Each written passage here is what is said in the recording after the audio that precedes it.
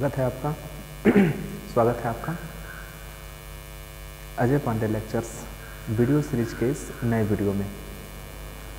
पिछले वीडियो में हम लोगों ने पढ़ा था कि वैद्युत विभव और विभवांतर क्या है। क्योंकि हम लोग जो है क्लास 12 फिजिक्स का चैप्टर 2 जो है शुरू किए हैं। शुरुआत हम पिछले वीडियो से कर चुके हैं। चैप्टर 2 का जो है एक वीडियो हमने अपलोड किया है, एक वीडियो हमने किया है और उसमें हमने बताया था वैद्युत विभव और विभवांतर। तो आज हम लोग जो है उससे आगे का एक टॉपिक पढ़ने वाले हैं कि एकल बिंदु आवेश के कारण वैद्युत विभव क्या होता है और कैसे निकालते हैं, उसका फार्मूला क्या है, उसका डेरिवेशन क्या है। ये सारी चीज़ें जो है हम इस वीडियो में पढ़ेंगे। तो आइए वीडियो को शुरू करते हैं। तो एकल बिंदु आवेश के कारण वैद्युत विभव। तो यहाँ पर एकल बिंदु आवेश का मतलब होता है एक बिंदु आवेश, मतलब कि एक ही बिंदु आवेश होगा और उससे कुछ दूरी पर हम क्या निकालना चाहते हैं, वैद्युत विभव। तो हमने जो पिछले वीडियो में डिस्कस किया था वैद्युत विभव तथा विभवांतर, तो जो लोग जो है उस वीडियो को नहीं देखे हैं वो एक बार वीडियो को देखें, उसके बाद से ये टॉपिक जो है काफ़ी बेहतर तरीके से समझ में आएगा। अगर वो पिछला वीडियो आप नहीं देखते हैं, जैसे आपको वैद्युत विभव या विभवांतर नहीं पता है और सीधे इस वीडियो को देखेंगे तो ये वीडियो जो है समझ में नहीं आने वाला है। तो आप जो है हमारा जो है पिछला वीडियो देखिए जहाँ पर चैप्टर शुरू हो रहा है, उस वीडियो को जरूर देखिए और उसके बाद से इसको देखेंगे तो बेहतर तरीके से समझ में आएगा। हमारा प्रयास है कि हम हर वीडियो में जो है कुछ बेहतर सिखाने का प्रयास करें। तो हमने जो पिछला वीडियो बताया था वो बनाया था, वो जो है चैप्टर 2 का जो है पूरा बेस है। तो आप एक बार उस वीडियो को देखिए, फिर इस वीडियो को देखिए, तो एक क्रमबद्ध तरीके से देखेंगे तो काफ़ी बेहतर समझ में आएगा। तो आइए हम शुरू करते हैं कि एकल बिंदु आवेश के कारण वैद्युत विभव। एकल बिंदु आवेश का मतलब कि एक ही बिंदु आवेश होगा, दो बिंदु आवेश नहीं होंगे, एक बिंदु आवेश होगा और उसके कारण हमको विभव निकालना है। तो यहाँ पर विभव निकालने से पहले एक बार फिर से हम पुनः विभव की परिभाषा बताते हैं और फिर से हम उस परिभाषा के अनुसार जो है हम उसके लिए फार्मूला डिराइव करेंगे और आगे का देखेंगे। तो एक बार हम विभव का परिभाषा बता दें कि विभव का परिभाषा क्या होता है। तो जैसे मान लीजिए कि यह एक वैद्युत क्षेत्र है और ये आपका इनफाइनाइट है, अनंत है। तो जैसा कि हम लोग लेसन 1 वाले वीडियो में पढ़ चुके हैं कि जब वैद्युत क्षेत्र की आप कल्पना तभी कर सकते हैं जब आवेश होगा। बिना आवेश का वैद्युत क्षेत्र की परिकल्पना जो है नहीं कर सकते हैं। तो यहाँ पर एक वैद्युत क्षेत्र है, तो जब ये वैद्युत क्षेत्र है तो निश्चित रूप से यह किसी न किसी आवेश के द्वारा ही उत्पन्न हुआ होगा। तो हम वो उस आवेश को जो है क्या मान लेते हैं, Q मान लेते हैं कि Q आवेश के कारण जो है ये वैद्युत क्षेत्र उत्पन्न हुआ है। और अब अनंत पर आवेश है आपका 1 कूलाम का। अनंत पर आवेश कितने का है, 1 कूलाम का है। तो परिभाषा यह कहता है कि अनंत से 1 कूलाम के आवेश को, ध्यान समझना है, ये पुनः एक बार बता रहे हैं, इसको हमने पिछली वीडियो में बताया है, फिर से बता रहे हैं कि 1 कूलाम के आवेश को अनंत से वैद्युत क्षेत्र के किसी भी बिंदु पर, वैद्युत क्षेत्र के किसी भी बिंदु पर ले आने में जो किया गया कार्य होगा, वर्क, उसी को हम क्या कहेंगे, इस बिंदु पर वैद्युत विभव कहेंगे। तो 1 कूलाम के आवेश को अनंत से वैद्युत क्षेत्र के किसी बिंदु तक ले आने में जो किया गया कार्य है, उस कार्य को हम क्या कहेंगे, वैद्युत विभव कहेंगे। लेकिन 1 कूलाम का जो आवेश होता है वो बहुत ज़्यादा होता है। तो 1 कूलाम का आवेश बहुत ज़्यादा होता है, उतना हम लेके नहीं आ सकते हैं, इसलिए हम यहाँ पर 1 कूलाम न मान के Q0 मान लेते हैं, Q0, इसको हम बोलते हैं परीक्षण आवेश। तो जैसे ही Q0 होगा तो थोड़ा सा बदल जाता है परिभाषा में बहुत बदलाव नहीं हुआ, थोड़ा सा कहने का तरीका बदल जाता है कि अनंत से धन परीक्षण आवेश को वैद्युत क्षेत्र के किसी बिंदु तक ले आने में किया गया कार्य, अगर W मान ले तो ले आने में किया गया कार्य और इस परीक्षण आवेश का अनुपात, ध्यान समझिएगा।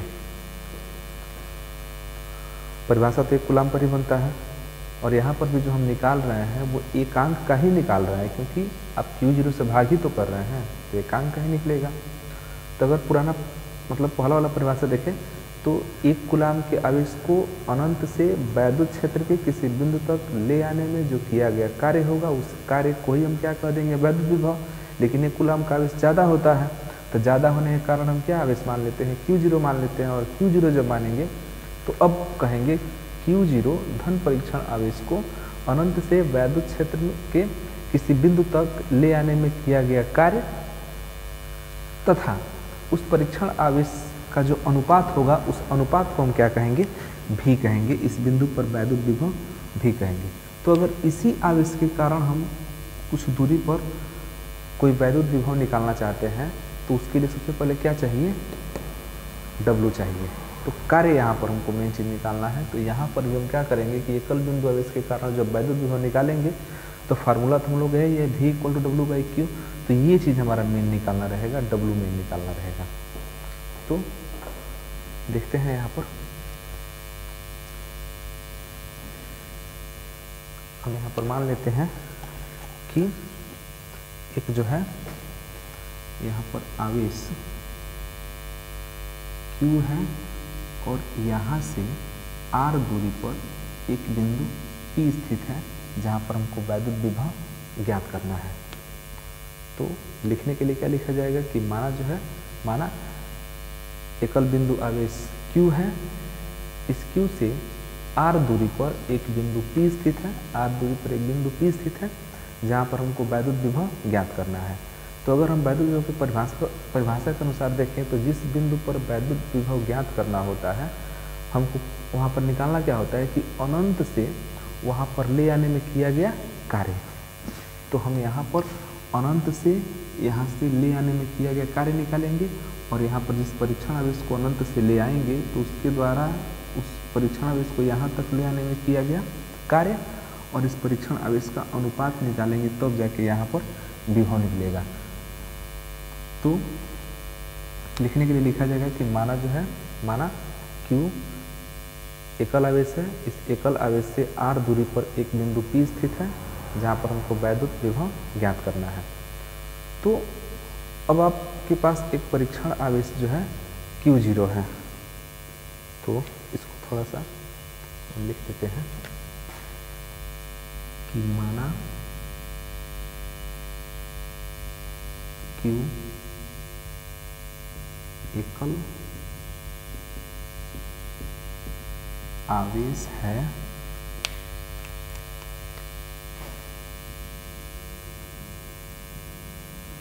जहाँ से R दूरी पर स्थित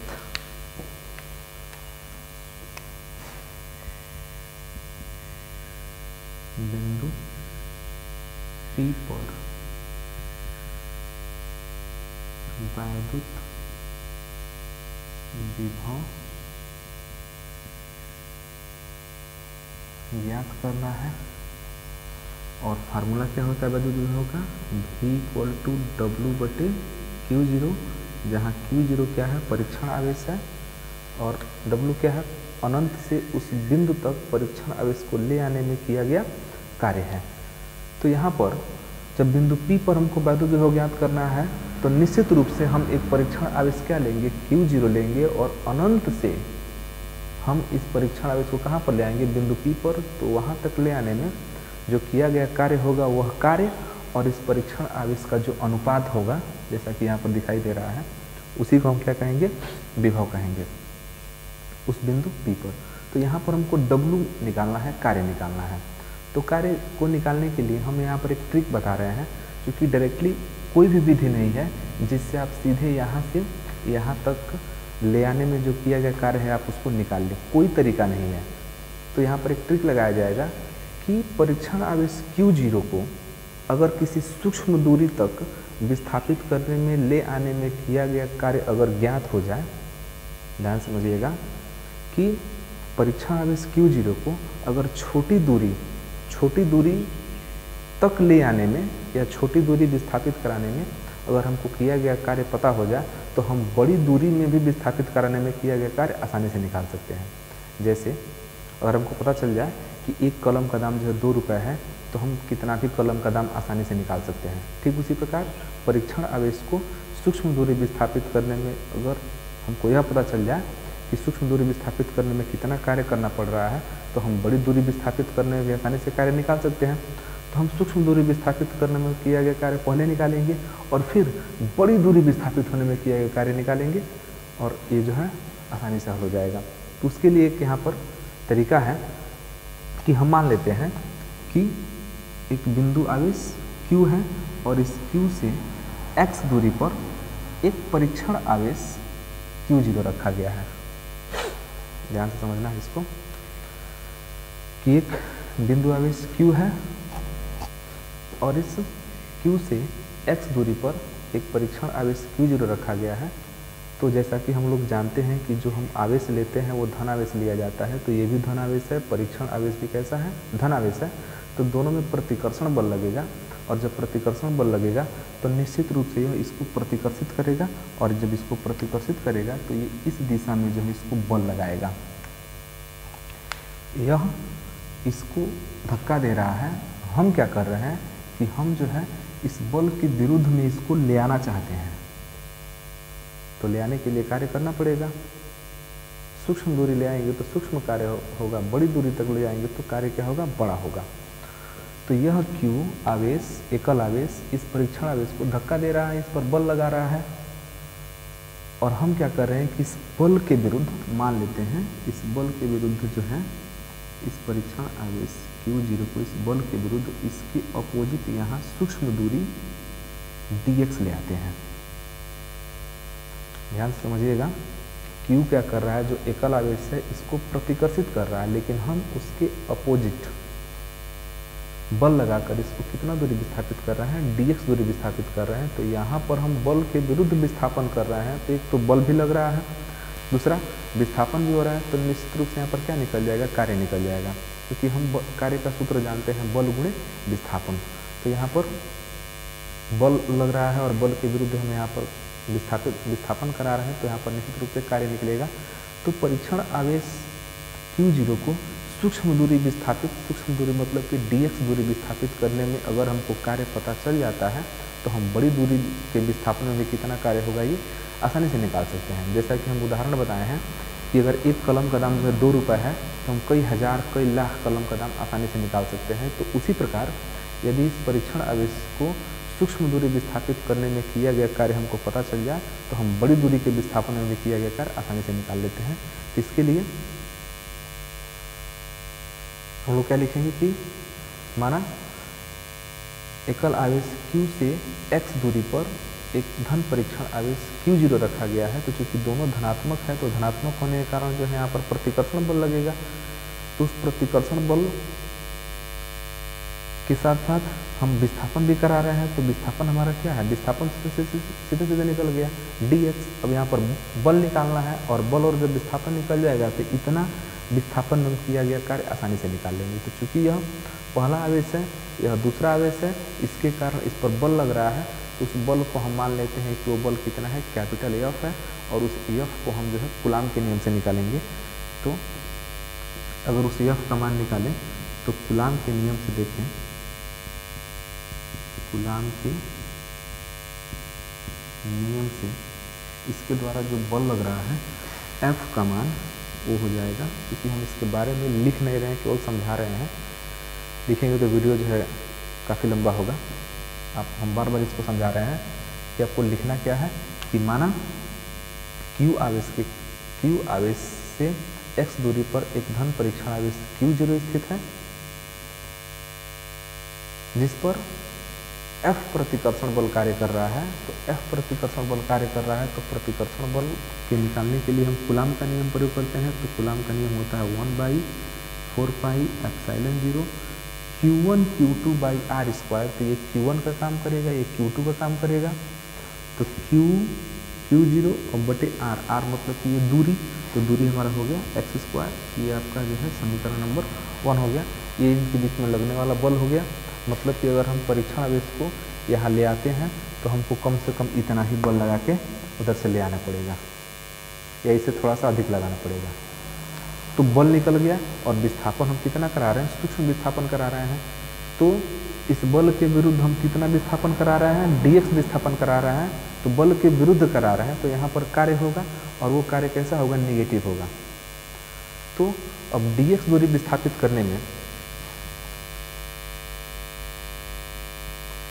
dx दूरी किसको विस्थापित कर रहे हैं, q0 को, q0 को dx दूरी विस्थापित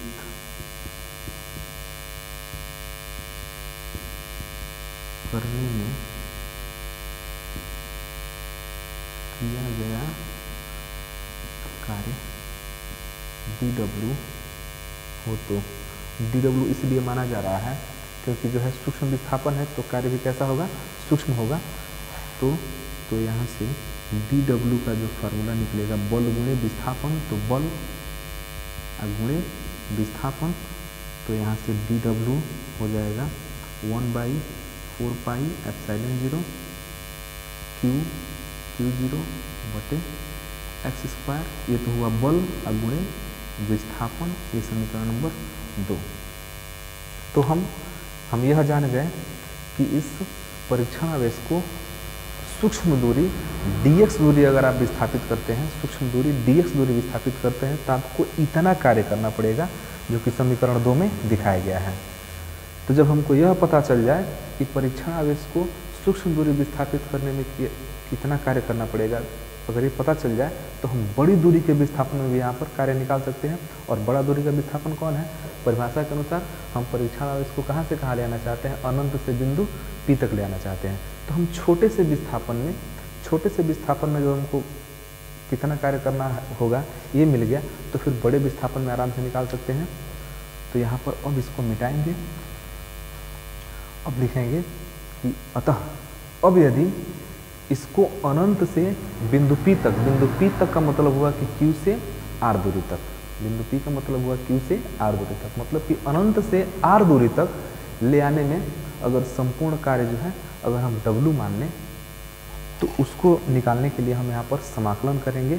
और समाकलन में थोड़ी सी दिक्कत है कि बायो वालों को थोड़ा सा कम समझ में आएगा, क्योंकि बायोलॉजी वाले जो है समाकलन नहीं पढ़ पाते हैं और मैथ वाले समाकलन पढ़ते हैं। तो बायोलॉजी वालों के लिए क्या है, थोड़ा सा याद करना पड़ेगा, रटना पड़ेगा। बाकी मैथ वालों के लिए ठीक है, मैथ वाले में कोई दिक्कत नहीं होगा, बहुत बड़ी दिक्कत नहीं होगी, बायो वाले भी समझ सकते हैं। थोड़ा सा गुणा भाग जो घटाव ठीक ठाक होना चाहिए। हम थोड़ा सा एक विधि बता रहे हैं यहाँ पर। तो यदि मान लें कि यदि Q0 परीक्षण आवेश को अनंत से कहाँ ले आना है, R दूरी पर, R दूरी तक ले आने में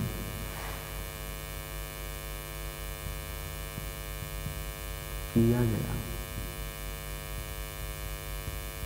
संपूर्ण कार्य W हो, तो यहाँ पर हम पहले बता चुके हैं कि सूक्ष्म दूरी के विस्थापन में किया गया कार्य हम निकाल चुके हैं। तो जब छोटे से विस्थापन में किया गया कार्य हमको पता है तो बड़े विस्थापन में किया गया कार्य आसानी से निकाल लेंगे। तो W का जो होगा फार्मूला, यहाँ पर हम समाकलन करेंगे किसका, सूक्ष्म का, क्योंकि सूक्ष्म दूरी का जो है हम कार्य निकाल चुके हैं कि सूक्ष्म दूरी विस्थापित, जो सूक्ष्म दूरी dx है, सूक्ष्म दूरी dx उसके विस्थापन में किया गया कार्य जब निकल गया तो बड़े विस्थापन में, और बड़ा विस्थापन हो कहाँ से कहाँ रहा है कि इनफाइनाइट से R तक। तो हम जो कार्य निकालने जा रहे हैं संपूर्ण कार्य वो इनफाइनाइट से कहाँ तक निकालना है, R तक, मतलब यहाँ से ये इनफाइनाइट है, इनफाइनाइट से हम R तक ले आ रहे हैं। तो यहाँ पर यही एक तरीका है, समाकलन विधि है यह। समाकलन का मतलब होता है इसको बढ़ाना, जोड़ना, बढ़ाना, विस्तार करना। तो जब हमको सूक्ष्म दूरी dx दूरी में किया गया कार्य जब हमको पता हो गया तो हम बड़ी दूरी में भी किया गया कार्य आसानी से निकाल सकते हैं। तो जब सूक्ष्म दूरी में किया गया कार्य जब पता होता है तो उसी का जब समाकलन करते हैं तो बड़ी दूरी का निकलता है। लेकिन यहाँ पर लिमिट है कि हमको अनंत से आर तक ही ले आना है, तो इसलिए लिमिट लग गया अनंत से आर तक। इसको सॉल्व कर देंगे तो जो है हमारा फार्मूला आ जाएगा। तो यहाँ से W का मान अब निकालिए। एक चीज़ इसमें एक चीज़ छूटा हुआ है, हम पहले बताए हैं कि यहाँ पर जो किया गया कार्य होगा, क्योंकि धन परीक्षण आवेश आपका जो है ये धनात्मक है और ये भी धनात्मक है, तो प्रतिकर्षण बल के विरोध में हम कार्य कर रहे हैं। ये प्रतिकर्षण बल मतलब ये जो है उसको इधर आना है और ये इसको प्रतिकर्षित कर रहा है, तो हम उसके विरोध में जो है बल लगा रहे हैं। तो विरोध में बल लगाने के कारण जो कार्य होगा तो कार्य नेगेटिव होगा। तो यहाँ पर जो है ये माइनस हो जाएगा, ये माइनस होगा, ये माइनस। अब यहाँ से इनफाइनाइट से आर दूरी पर dw का हो गया 1/4 पाई एप्सिलॉन 0 q0 पाई x स्क्वायर dx। तो इसमें जो कांस्टेंट है, कांस्टेंट को हम बाहर निकाल देंगे। तो कांस्टेंट को बाहर निकालेंगे तो कांस्टेंट है -1/4 pi epsilon 0 q into Q0, ये कांस्टेंट है। बाकी इनफाइनाइट से r तक x को ऊपर ले लेंगे, x⁻⁻2 dx। अब इसी का समाकलन कर देना है।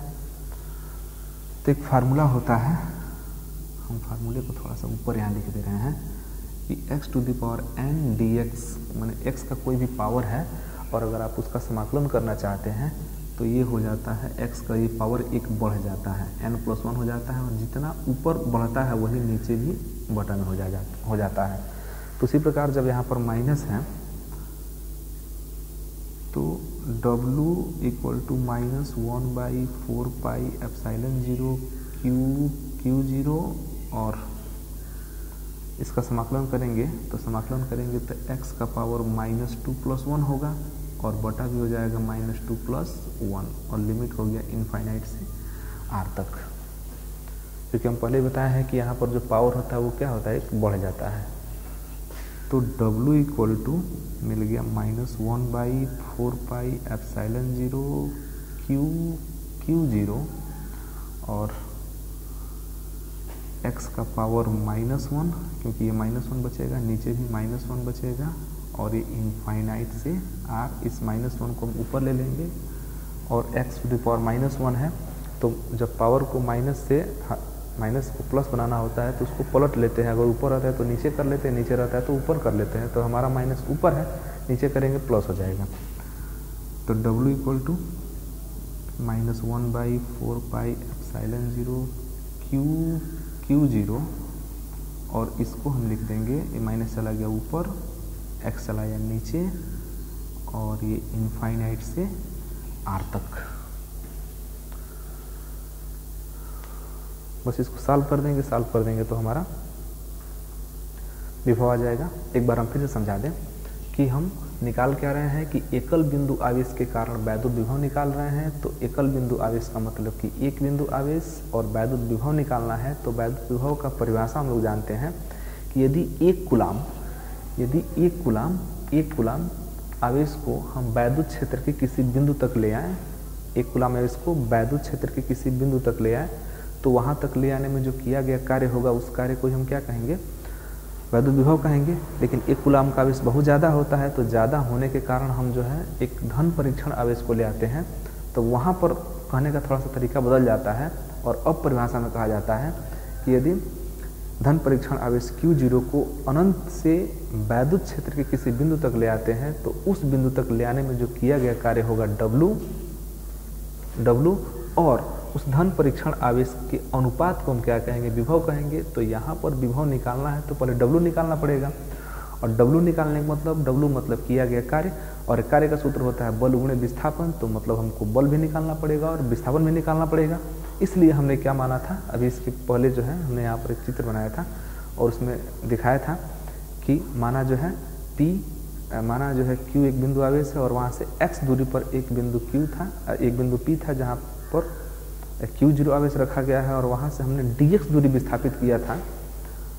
तो dx दूरी विस्थापित करने में चूंकि दोनों जो है ये यहाँ पर एक बार फिर से बना देते हैं, ये आपका Q, और यहाँ से x दूरी पर Q0 था, और चूंकि दोनों धनात्मक है तो यहाँ पर प्रतिकर्षण बल काम करेगा, और जब प्रतिकर्षण बल काम करेगा तो हम उसके विरोध में अगर यहाँ पर उठा के इसको dx दूरी रख देते हैं तो उसके विरोध में किया गया कार्य होगा, तो किया गया कार्य जो है यहाँ पर नेगेटिव होगा, तो उस कार्य के लिए बल निकालना पड़ेगा। तो यहाँ पर दोनों के बीच में कितना बल लग रहा है, इस बल को निकालने के लिए हमने किसका नियम का प्रयोग किया, कूलाम के नियम का प्रयोग किया। तो कूलाम के नियम का होता है 1/4πε0 Q1, ये Q1 और ये Q2 काम करेगा, इसके बीच की दूरी x स्क्वायर।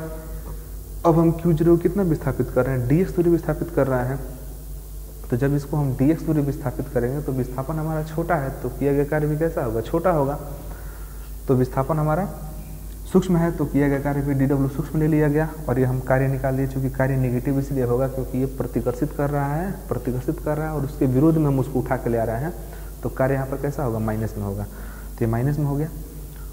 तो ये सूक्ष्म दूरी परीक्षण, अब इसको सूक्ष्म दूरी dx दूरी विस्थापित करने में किया गया कार्य निकल गया। तो जब किसी वस्तु का जो है सूक्ष्म दूरी के विस्थापन में किया गया कार्य जब निकल गया तो बड़ी दूरी के विस्थापन में भी आसानी से निकाल सकते हैं। जैसा एक उदाहरण हम 3 बार दे चुके हैं कि अगर एक कलम का दाम 2 रुपये है तो हजारों लाखों कलमों का दाम जो है आसानी से निकाल सकते हैं। उसी प्रकार इस परीक्षण आवेश Q0 को जो है सूक्ष्म दूरी dx विस्थापित करने में जब किया गया कार्य हमको प्राप्त हो गया, तो हम अब अनंत से जो है p तक आराम से ले आकर उसका किया गया कार्य निकालेंगे। तो अब हम सूक्ष्म दूरी विस्थापन में किया गया कार्य यह है, अब इसी को बढ़ा देना है, विस्तार कर देना है। तो हमने यह मान लिया कि Q को जो है अनंत से r दूरी तक ले आने में संपूर्ण किया गया कार्य कितना है, w है। तो w जो है कैसे मिलेगा, तो हम छोटा जो कार्य है सूक्ष्म कार्य उसी को विस्तारित करेंगे, विस्तारित करेंगे कहाँ से कहाँ तक, तो अनंत से r तक। तो अनंत से r तक समाकलन का चिन्ह मतलब होता है प्रसार करना, विस्तार करना। अब जब w का मान रखा गया है समीकरण 2 से, और चूंकि ये कांस्टेंट है, ये क्या है 1/4πε0 Q0 कांस्टेंट है, इसको बाहर निकाल दिया गया, x स्क्वायर को ऊपर ले लिया गया, माइनस में हो गया, इसका समाकलन कर दिया गया। तो समाकलन से हमको यह चीज़ मिला, क्योंकि समाकलन में पावर जो है क्या होता है, बढ़ जाता है, पावर बढ़ गया, समाकलन हो गया। आप इसका स्क्रीनशॉट ले सकते हैं क्योंकि हम मिटाने वाले हैं।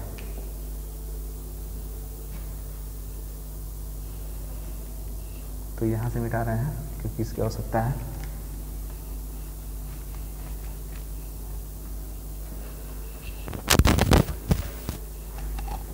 तो अब वहाँ से देखिए,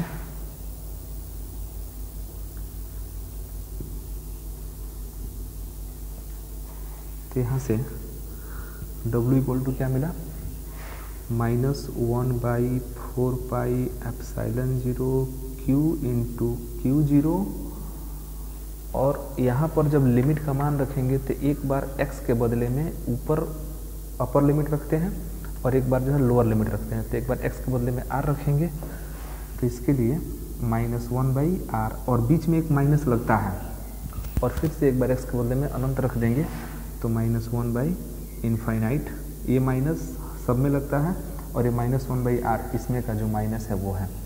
तो एक बार देखिए छूट रहा है, ठीक है, r, एक बार x के बदले में r, एक बार x के बदले में इनफाइनाइट, तो r और इनफाइनाइट, चूँकि माइनस माइनस प्लस हो जाएगा, और 1/∞ पूरा क्या होता है, 0 होता है, तो ये पूरा आपका ख़त्म हो गया यहाँ से, और यहाँ से w का मान निकला -1/4πε0 Q इंटू Q0, और माइनस में 1/r, क्योंकि ये तो पूरा समाप्त हो गया, और ये माइनस और यह माइनस क्या हो गया, प्लस हो गया।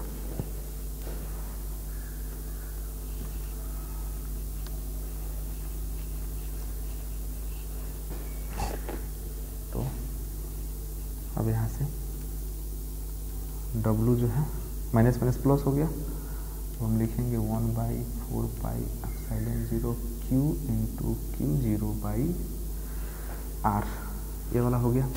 ये आपका निकल गया किया गया कार्य। कहाँ से कहाँ तक किया गया कार्य है, यह परीक्षण आवेश Q0 को अनंत से बिंदु P तक मतलब कि R तक ले आने में किया गया कार्य निकल गया। और अब आते हैं परिभाषा पर। तो जब कार्य निकल गया तो कार्य और उस परीक्षण आवेश के अनुपात को विभव कहते हैं।